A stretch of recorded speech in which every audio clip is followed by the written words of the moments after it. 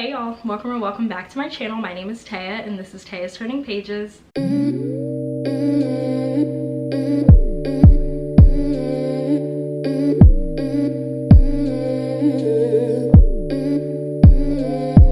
So by the title of today's video, you can tell that this is going to be another collective book haul. And like I mentioned in other videos, I am moving next month. And so this will probably be my last book haul until I get into my new place, because I really don't want to have to lug more and more books, because y'all can already see right here, TBR cart, 2 shelves.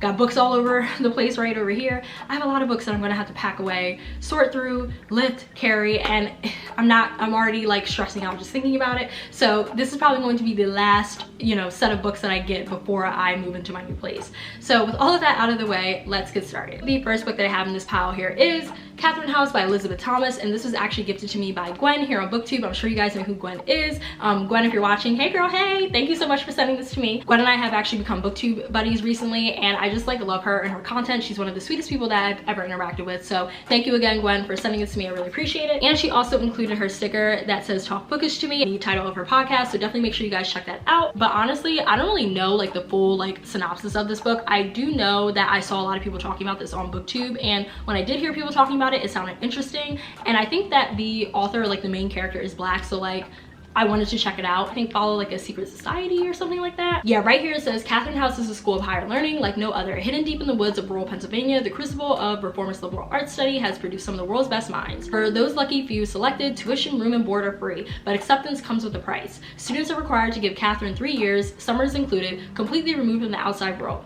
Family, friends, TV, music, even the personal clothing must be left behind. In return, the school promises its graduates a future of sublime power and that they can become anything or anyone they desire. Then I think something sinister happens, where there's a murder or murders take place, and I think our main character here has to figure out what's actually going on with Catherine House. What is really the sinister nature of Catherine House? So yeah, I just thought that this sounded really interesting when I heard people talking about it, and I really want to see if I can give these type of books with dark academia and fantastical elements and all of that a try, and seeing if that is something that I'm interested in. But either way, I'm really excited to read this at some point. I don't know when. Y'all already know I say that in every video. I don't know when, but hopefully soon. The next book that I have here is Dating Dr. Dill by Nisha Sharma. And can we just take a minute to appreciate this cover? Because listen, I love that Nisha Sharma decided to take inspiration from the 10 Things I Hate About You promo, one of the best movies, period. I love that movie.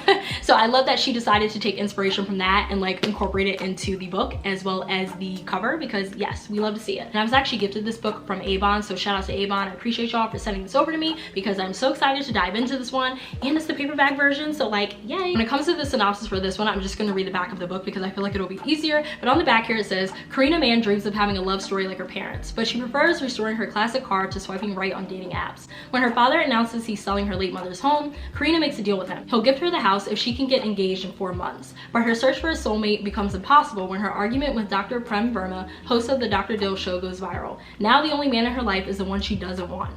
Dr. Prem Verma is dedicated to building a local community health center, but he needs to get donors with deep pockets. The Dr. Dill show was doing just that until his argument with Karina went viral and he was left shortchanged. That's when Karina's meddling aunties present Prem with a solution. Convince Karina he's her soulmate and he'll regain funding for his clinic. Even though his views on love matches and arranged matches conflict with hers, Prem finds the more he's with Karina, the more he begins to believe she's the woman he wants to spend the rest of his life with. But for Prem and Karina to find their happily ever after, they must admit that hate has turned into fate. This one just sounds like this one is going to be right up my alley. I actually read the first couple of pages of this book and I loved how humorous and funny Karina is. So I just can't wait to dive further into this and see how her and Prem's dynamic evolve throughout the story. I also heard that there's this really explicit steamy scene in here, and I have never read anything like that in a book before. I am really curious to see how that's gonna go, and I just really hope that it's not cringy or makes me uncomfortable, but we will see how it goes. I'm not gonna say what it is because it is kind of a spoiler, I guess.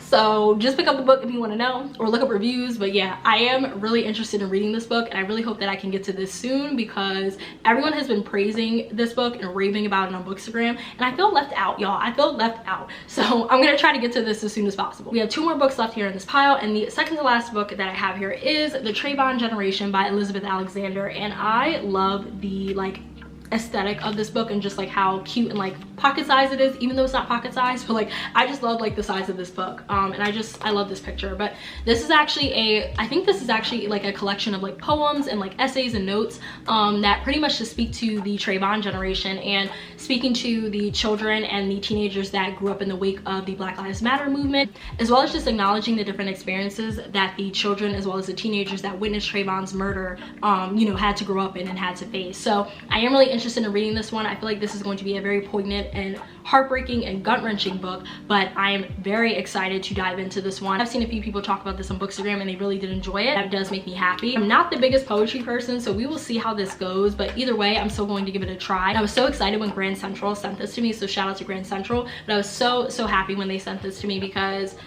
I need this on my bookshelf. Regardless if I end up enjoying it or not, I just need this on my bookshelf because I do consider myself a part of the Trayvon generation. I was only 16 years old when Trayvon Martin was murdered, and I remember where I was, I remember how I felt. I would definitely let you guys know my thoughts when I do get to it, hopefully sometime in the next couple of months. And the last book that I have in this pile is a big one, and it is These Impossible Things by Salma El Wardani, and this was actually gifted to me by Grand Central as well. So again, thank you so much, Grand Central. I really love y'all over there. So this one is like truly an arc, y'all. This one doesn't come out until June 7th. And I meant to say that the Trayvon generation is already out. That came out April 5th, I'm pretty sure. But yeah, this one doesn't come out until June. I remember when I was like looking up new books that were coming out, I like looked into this one and this one just sounded really interesting. So I really hope that I can get to this at some point. But again, I'm just gonna read the back here, and it says, it's always been Malak, Keys, and Jenna against the world. Since childhood, under the watchful eye of their parents and countless aunties and uncles, they lived their lives alongside the expectations of being good Muslim women. Staying over at a boyfriend's place is disguised as a best friend's sleepover.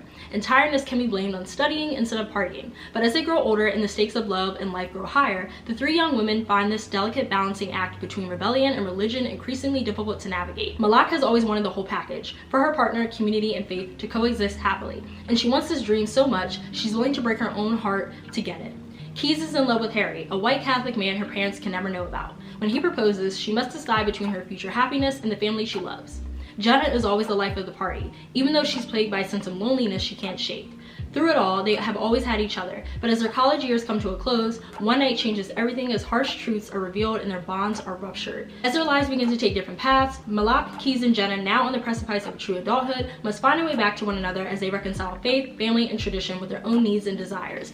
This sounds like this is going to be, again, very inspiring, very moving, very poignant, and I'm really excited to read this one. And you guys know I love a good coming of age story. I love a good family friendship dynamic in books, and I especially love female friendships explored in books. And I just think that this, of course, is going to have a different and interesting take on it for me, because this does follow three young Muslim women and just the experiences that they have to go through throughout their day-to-day lives. I just feel like this is going to be a very hard-hitting book, and this is classified as fiction. So yeah, I am really excited to read this one. This is okay, this isn't it's a little chunky. It's a little bit of a chunker. It's almost 400 pages, but I also just think that the book is like huge because of the way that it's like, you know, made. But either way, I will definitely be giving this a read and seeing what it's giving. Okay, y'all, so I actually messed up. This is actually the last book that was gifted to me, and this was also gifted to me by Booksparks, but it is called Nobody But Us by Lori Van Rensburg, and it says up here, it's the perfect escape with no way out. So this is another psychological thriller, and this one right here says, he's not who he says he is. Then again, neither is she. Ooh, that sounds like Rock, Paper, Scissors by Alice Feeney. Like, it's giving that type of vibe already. But anyways, right here it says, Stephen Harding is a handsome, well-respected professor. Ellie Masterson is a wide-eyed grad student. Together, they are driving south from New York for their first vacation, 3 days in an isolated cabin far from the city. Ahead of them, the promise of long, dark nights and the chance to get to know each other better away from prying eyes. It should be a perfect romantic getaway for two, but when a snowstorm strands them in the house, each realizes the other harbors a dangerous secret. As soon as it becomes clear, one of them won't escape the weekend alive. It sounds like this is going to be really good. Like I said, it is giving me Rock, Paper, Scissors when it comes to like both of the main characters harboring secrets and like, you know, ill intentions, but it's also giving me another book, and I can't think of it right now, 56 Days. It's also giving 56 Days by Catherine Ryan Howard. I have never read that book, but I know the plot and the premise for that book, and there's also a scenario where two main characters are like in a house together and only one of them makes it out alive. So I'm really interested in reading this one, and I really hope that this one is a good psychological thriller, because there can be a lot of misses when it comes to psychological thrillers. So I really hope that I enjoy this one, but I will let you guys know when I do pick it up. Okay, so those are all of the books that I was gifted, so thank you so much again to all of the publishers as well as Booksparks and Gwen friend for sending me these books. I really appreciate it. You guys have no idea. So now we're gonna move on to the books that I actually purchased for myself. And the first book that I have in this pile is White Smoke by Tiffany D. Jackson. I was actually watching one of Jacqueline's most recent videos. I'm sure you guys know who Jacqueline is. I will leave her channel link down below, but she recently made a video where she was talking about all of the books that she was going to sell on her Pango Books account, and White Smoke was one of those, and like the prices were very affordable. So I decided to pick up White Smoke and support Jacqueline because I love her channel and her content, and I just always wanted to read this book, and I've always wanted to read more by Tiffany D. Jackson. So now I own this as well as Grown, and I have not read Grown yet. I think I might do a reading vlog where I read both this and Grown. I heard her thrillers and like horror books are like out of this world, so I cannot wait to read both of those. But this one, all I know is that this follows a family who moves into this new neighborhood, and they move into this house, and this house is like very like creepy and spooky, and then like paranormal things start to happen. But I also think that there's like social commentary in here about like the horrors of gentrification and things like that. So it's gonna have like all of those elements wrapped up into this book, and I'm really excited. I've heard a lot of people say that this book is actually pretty scary, and I've heard this from people that read like horror books on a regular, and like ones that you wouldn't think that would say that about a YA horror book, but like they have said it. So I'm really excited to see what this book is all about and to see if it's going to give me the creeps and the scares that it gave other people. Now moving on to like the hodgepodge and miscellaneous books that I have here. The book that I have here is Black Cake by Charmaine Wilkerson, and this was actually a book of the month pick, and I was going to pick it up and then I decided not to, and then I saw so many people raving about it on Bookstagram, and then I felt dumb, so I decided to pick it up off of Barnes & Noble and give it a read. And I'm really excited that I did because this seems like a book that is going to be up my alley. So I think this is about two brothers named Byron and Benny, and they actually have a mother who recently just passed away, and she I think like left behind these recordings and like documents that pretty much outlines like all of these family secrets and history that Byron and Benny are going to like, you know, kind of sort through and like figure out what really happened in their family. And I think there's also like a mention of a black cake, the tradition and like the recipe of this Caribbean black cake, and that somehow ties into the story. I'm not really sure how, but I have heard nothing but great things about this one, and I actually plan on doing a reading vlog with this book and another book. I'm not going to say what it is because it is going to be a themed reading vlog, so definitely make sure you subscribe and turn on those post notifications. But yeah, I am really excited to read this one, and it is a little bit of a chonker. It looks like it is a little bit long, but either way, I'm really excited to read this one, and Charmaine has been getting a lot of praise for this book, so yeah, can't wait. The next book that I have here is actually a romance, but it probably could also be classified as like fiction in like certain points, and it's called Out of Love by Hazel Hayes. And this book was actually like a wild card for me because I was on Amazon looking for different books to pick up, and I saw this one and I read the synopsis, and it sounds so fascinating. This book actually begins at the end because the book is called Out of Love, so you get to like read from the end of this couple's relationship, and you go all the way back to the beginning, and you really get to see like, of course, how the relationship ended, but how it started in the first place. And I just think that sounds like such a fascinating concept, and I really like that different approach on a romance. So I feel like this is probably going to be really sad and just like really like, you know, moving and tear-jerking and all of that, but I'm really excited to read this one. I think like in the near future, like very soon, I'm going to try to do a romance reading vlog where I read this book as well as two other books that I'm not going to say because again, I want it to be a surprise, but I think this book will be featured in that because I need to see how this all plays out. But either way, really excited for this one, and I haven't seen too many people talking about this book, at least not on Bookstagram or Booktube. This could be going around on BookTok, but I don't be on BookTok like that, so y'all will have to let me know. But yeah, I can't wait to read this one nonetheless. All right, y'all, we have two books left, and they're both special editions, but I'm going to start out with this one because I did talk about this book in one of my other videos, and it is The Song of Achilles by Madeline Miller, but it is the 10th anniversary edition. Can we just have a minute? Can we just have a minute and like really appreciate and admire this beautiful book? Like the gold foiling, the quote on the back, oh, I love it. The quote on the back here is actually one of my favorite quotes from the book, and it says, "We were like gods at the dawning of the world, and our joy was so bright we could see nothing else but the other." Oh my gosh, I read this book back in March, and I just fell in love with both Patroclus and Achilles, as well as the stories and Madeline Miller's prose and writing. I love every single thing about this book. I'm obsessed. So when I saw this on a book depository, I knew I had to grab it. Like, can y'all just see that? Like, this is so beautiful.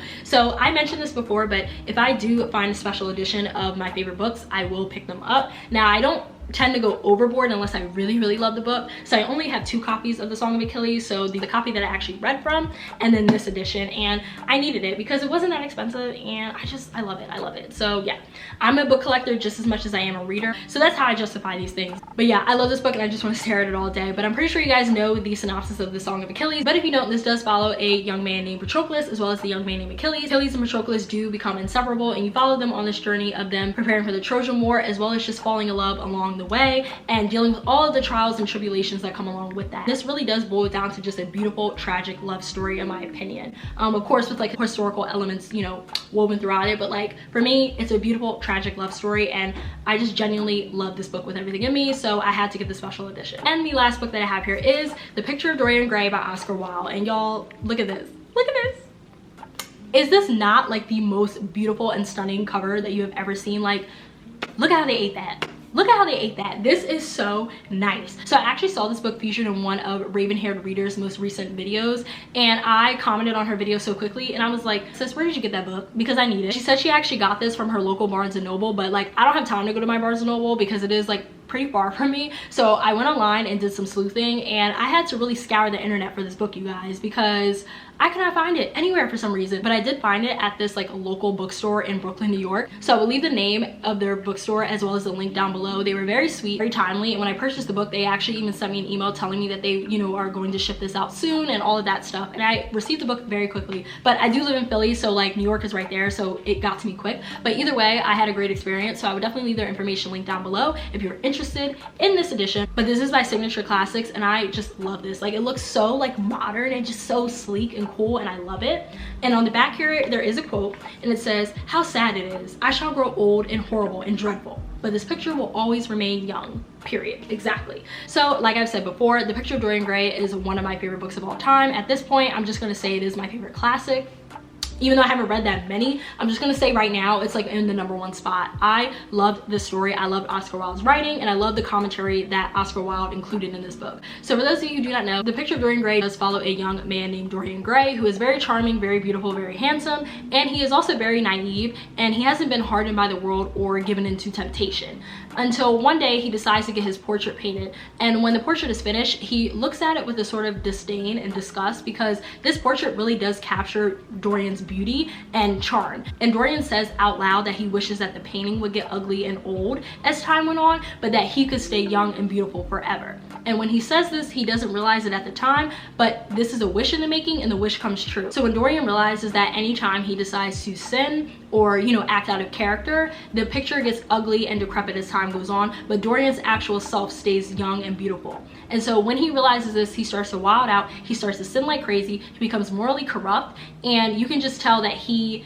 starts to spiral out of control. As the days go on, the guilt starts to eat Dorian alive, and the story takes a sinister turn from there. I thought the story was entertaining. I love the philosophical elements that were wrapped up into it, because there is a character in here named Lord Henry who is always giving his thoughts on life, death, vanity, and everything in between. And I just really enjoyed hearing his thought-provoking discussions and talking points on, you know, what life meant to him and what death meant to him and all of that. But once I saw this in Raven-Haired Reader's video, I just knew I had to pick this up because I just love it, and I can't stop staring at it. I actually had it set up on my bookshelf over here, but as y'all can see, I like switch my bookshelves out all the time, and now I have a picture up there. Hopefully when I move into my new place and I can hopefully get a new shelf, I can have this displayed because it's what it deserves. I actually forgot to mention that I do have a few books that are not here right now. Some of them are at my mom's house, and then I do have another one that isn't going to get here for a while because it's like a pre-order. So we'll mention that I also ordered Bless the Daughter Raised by a Voice in Her Head, poems by Warsan Shire. Warsan Shire is actually the poet that helped either write or co-write a lot of the poems for Beyonce's Lemonade visual album,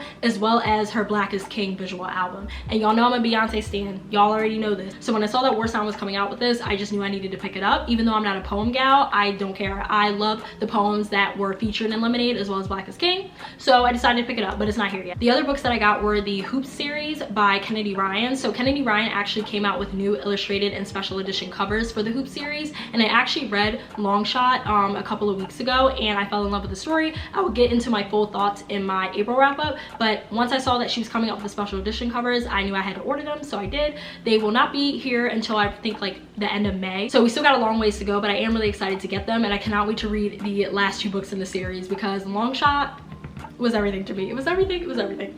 Anyways, the last couple of books that I have here are actually Netgalley reads, and I just wanted to mention them really quickly because they're about to expire soon, so I'm trying to like hurry up and get through them. But the books that I have in my Netgalley, on my Netgalley shelf, are The Island by Adrian McKinty, Bake It Till You Bake It by Jamie Wesley, and this was actually featured in my most anticipated reads of 2022 video. And I also have Honey and Spice by Bolu Babalola. I love Bolu Babalola, honestly. Like, she is one of the funniest people that I follow on Twitter. When I saw that she was coming out with a new book and it was like going to be like a rom-com, I knew I had to shoot my shot and try to like request an ARC mark for it, and I'm so glad that Netgalley approved me. I have not read it yet, but I definitely plan on getting to it very soon. I'm in the process of reading The Island and Fake It Till You Bake It, so I'm hoping I can finish one of those or both of those this weekend, but if not, then hopefully I can finish them before the month is over. All right, I hope you guys enjoyed this video. Definitely make sure you like, comment, and subscribe. It really helps me my channel out. And lastly, please make sure you follow me on Bookstagram as well as Storygraph. I will leave all of that information linked down below, as well as at the end of the video like I always do. I will see you guys in my next video. Bye!